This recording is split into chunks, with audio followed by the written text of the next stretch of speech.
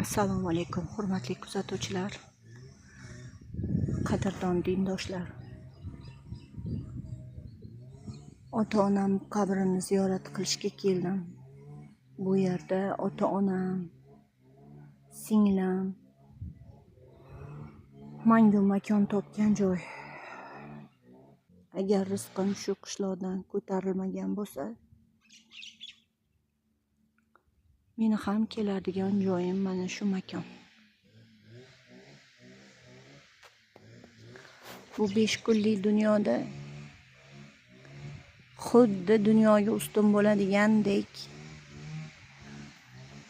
og'ziga kelganini valdirab gapiraveradiganlar, birovni ko'ngliga qo'rqmay ozor beraveradiganlar, birovni haqqini qo'rqmay yeyaveradiganlar,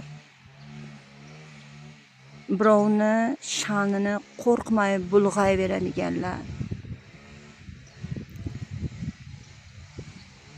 Unutmang,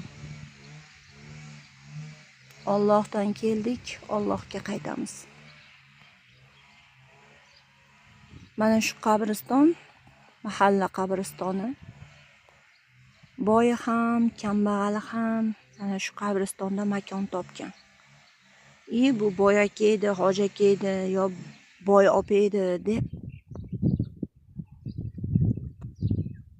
alohida qabriston qilinib, faqat boylar, amaldorlar yotadigan qabristonga ko'milmagan. Demoqchimanki, pulingiz ko'p bo'lishi mumkin, biror bir lavozim egasi bo'lishingiz mumkin, martabangiz, dunyoviy martabangiz biznikidan balandroq bo'lishi mumkin. Lekin bu dunyoda siz ham tengsiz, biz ham tengmiz. Siz ham bir kun kelib o'zingiz nazar pisand qilmagan, doim ko'zingizni qiri bilan qaragan, oyoq uchida ko'rsatgan, kambag'alligi uchun bir davrada o'tirishdan nomus qilgan, holidan biror marta bo'lsa ham xabar olmagan, o'sha oddiylar bilan oddiy qora tuproqqa kirasiz. Bitta makonda yotasiz. Unutmang, hammamiz bu dunyoga mehmonmiz.